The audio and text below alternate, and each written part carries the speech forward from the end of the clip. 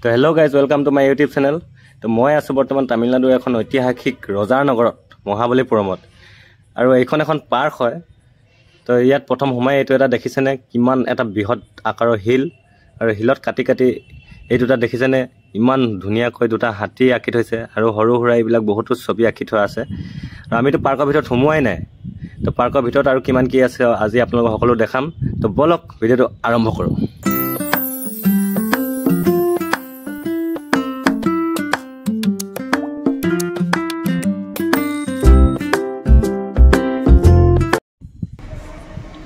এইটো এটা বৃহৎ আকাৰৰ শিলে হয়। তো ইয়াতো চব শিলটো কাটি কাটি কি কি ছবি আঁকি থৈছে, মানিব লাগিব। কিন্তু এতিয়া পাৰ্কৰ ভিতৰত সোমাবলৈ প্ৰথমে টিকেট কৰি লওঁ, আৰু ভিতৰত কি কি আছে সকলোবিলাক আপোনালোকক দেখাম। আৰু এই শিলটো দেখিছেনে, এইটো এটা বহুত আচৰিত শিল হয়, যিটো দেখিলে আপোনালোকৰ আচৰিত হ'ব। তো বলক প্ৰথমে টিকেট কৰি লওঁ, তাৰপিছত আৰু আপোনালোকক দেখাই আছোঁ।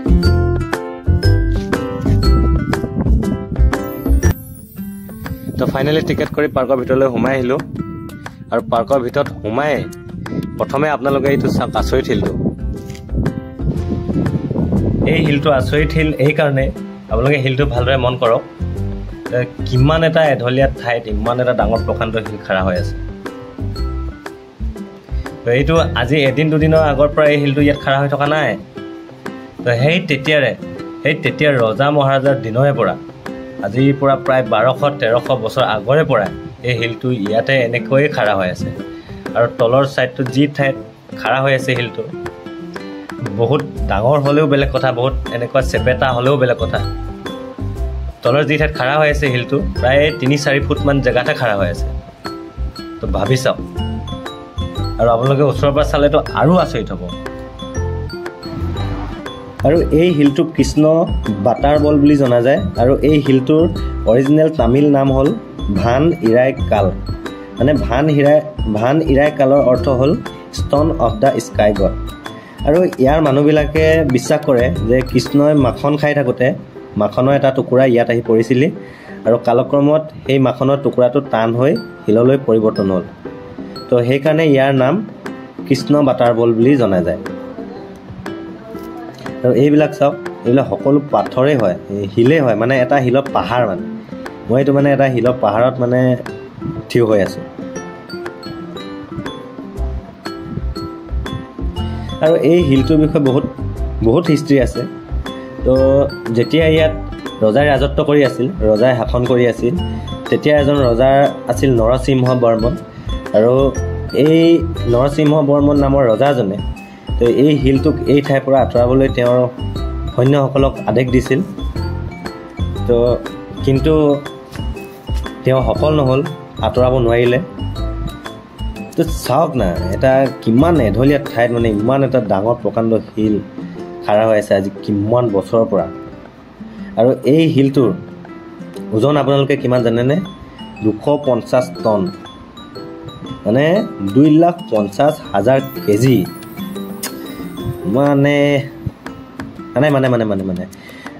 আৰু ইয়াত তামিলনাডুৰ যেতিয়া 1908 চনত যেতিয়া চেন্নাইৰ গভৰ্ণৰ আছিল এজন আৰ্থাৰ হেভলক বুলি, তেওঁ ভাবিছিল যে এই শিলটো যদি কেতিয়াবা বাগৰি গ'লে বহুত মানুহৰ মৃত্যু হ'ব, আঘাত পাব, দুখ পাব। তো তেওঁ সেই সময়তে 1908 চনতে তেওঁ 7টা হাতী সহায়ত এই শিলটো মানে আঁতৰাবলৈ চেষ্টা কৰিছিল।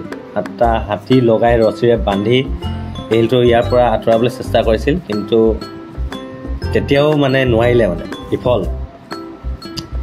মানে কি মানে এইটো এটা আচৰিত। তো কোনেওতো নোৱাৰিলেই। এতিয়া মই এবাৰ চেষ্টা কৰি চাওঁ।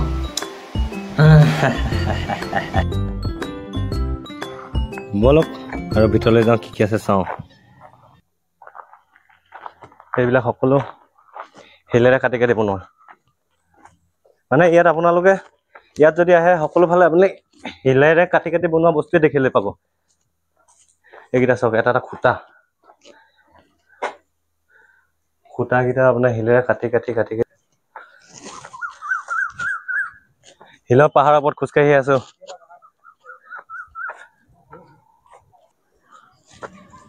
আৰু এইফালে এইখন সাগৰ হয়, তো তালৈ অলপ পাছত গৈ আছো।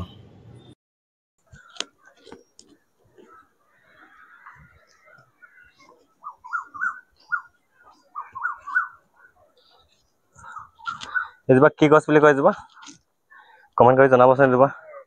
এজোপা কি গছ হয়? কেকটাছ নেকি? হা, এজোপা কেকটাছ গছ।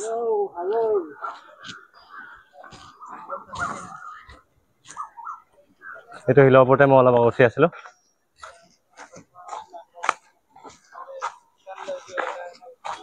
কিমান ডাঙৰ শিল চাওক, এটাই শিল।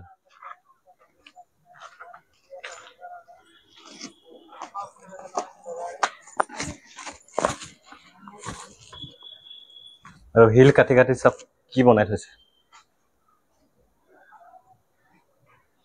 বাপৰে, চব শিল কাটি বনাই থৈছে। এইবিলাক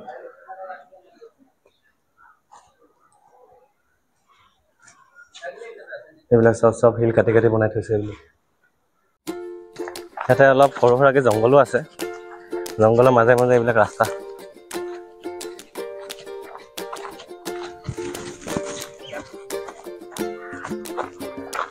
শিল।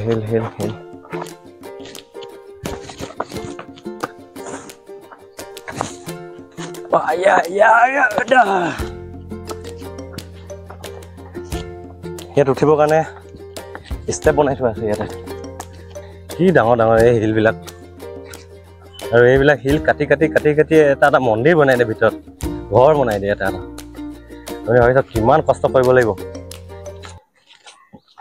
এইটো এটা পুখুৰী, শিল কাটি এটা পুখুৰী বনাই দিছে।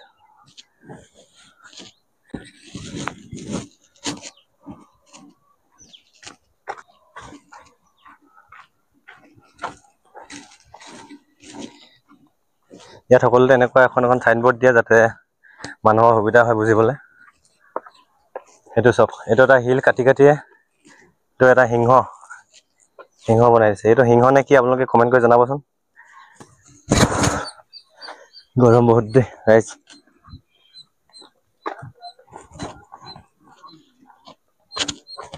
জুচ লৈ ললো। এইটো কি হয় চাওক, এইটো ভিতৰত এটা মাৰ্বল থাকে। মাৰ্বলটো এনেকে ভিতৰলৈ ধাক্কা মাৰি দিলে ভিতৰলৈ সোমাই যায়। তাৰপিছত খাব লাগে। এইটো খাই চাওঁ কেনেকুৱা লাগে।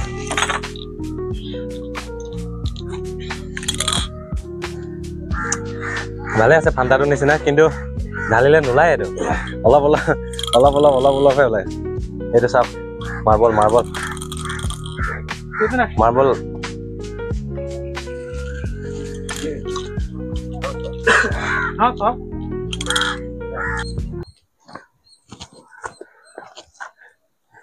ইয়াতো ওপৰত কি আছে? এইটো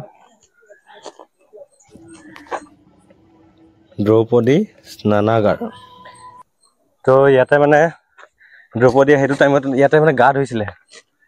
এইটো চাওক, শিল কাটি শিলৰ ওপৰতে আপোনাৰ পুখুৰী বনাইছে, গা ধোৱা।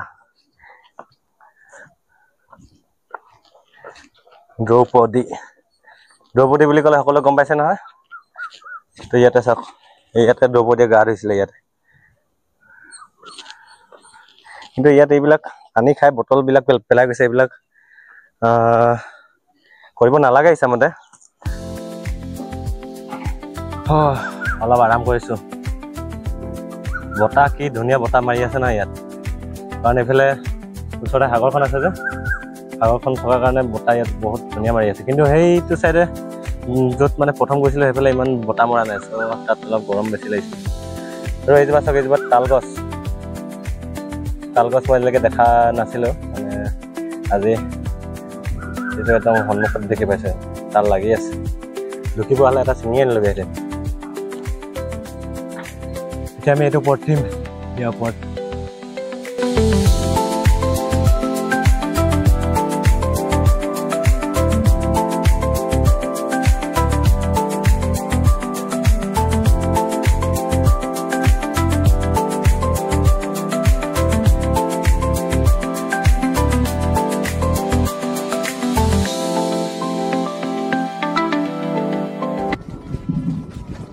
অলপ আগতে এই হিলটোৰ ওপৰত উঠি সাগৰখন দেখাইছিলোঁ যে, এতিয়া তালৈ গৈ আছোঁ।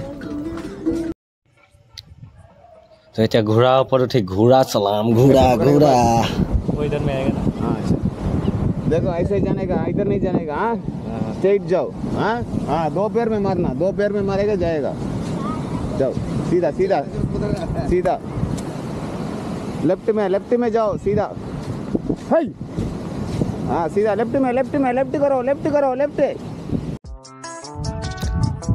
ভাবিছিলোঁ বহুত ভাল লাগিব, কিন্তু চলোৱাকেইটাহে গম পায় টিকা কিমান বিষায়।